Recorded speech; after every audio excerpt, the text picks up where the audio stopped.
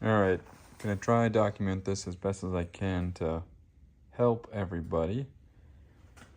I'm gonna be putting a 392 with a manual transmission, the Getrag 238.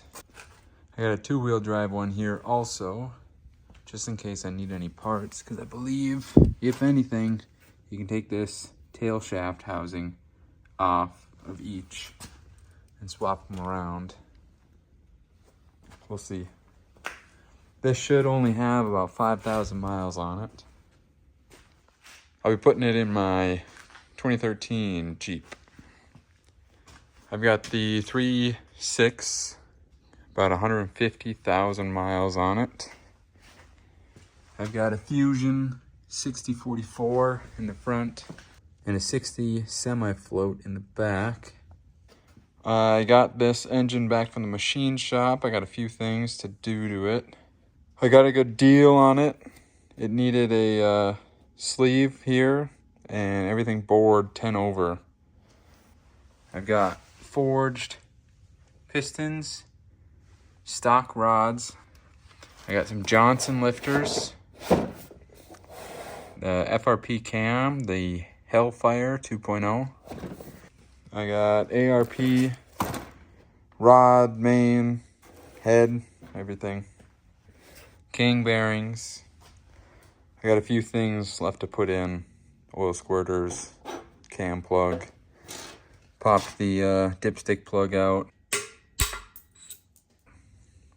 Gallery plugs, sensors. Got the right sensor coming for the crank. The plan is to try and make this as reliable as possible. I'll be doing a remote oil filter. So I'll be putting a block off plate on the oil filter where it usually goes. I believe this one's out and this one's back in. I'll verify, throw the picture up. I'm gonna try and fit the dual filter setup from Amsoil in my wheel well here, tucked up above my frame, under my air box, because I don't like where the oil filter sits otherwise. It'll be right above the axle, the upper control arm mount. And with up travel, this gets super close to hitting that filter, which will sit up in there. Even if you put the bump stops in to make it not hit, it's still a pain in the butt to change a filter. And all the oil gets all over all this, your linkages and everything.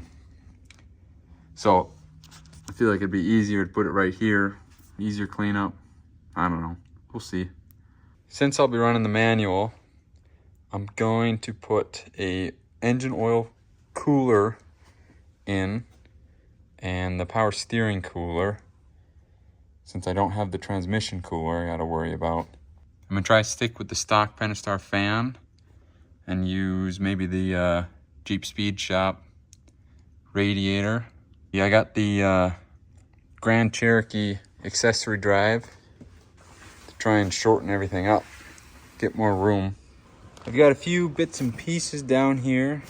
Cross member mount for the transmission, some adapters, starter. I bought this off a guy that was taking out his manual transmission out of his Jeep and just sold me all the swap parts along with the transmission, so I lucked out. So the engine I got came with these manifolds. It was out of a Charger, 2018 Charger.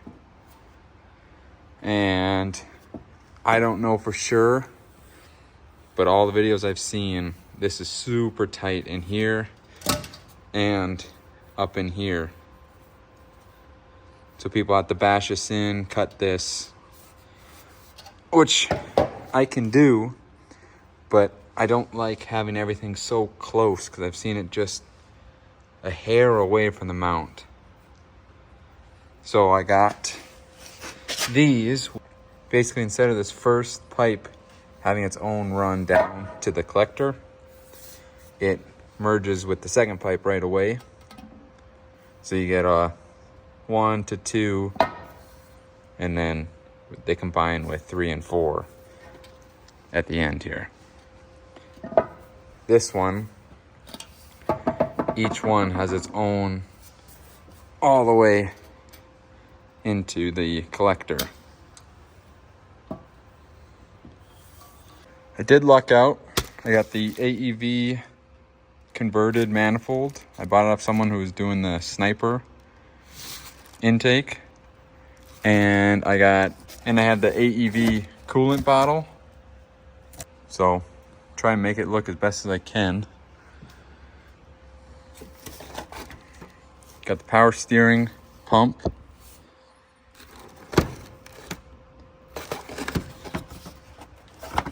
Cleaned valve cover, push rods, a couple different throttle bodies, oil pickup tube, 392 engine covers, 392 engine covers. I've got the Dorman balancer, harmonic balancer for the shorter drive.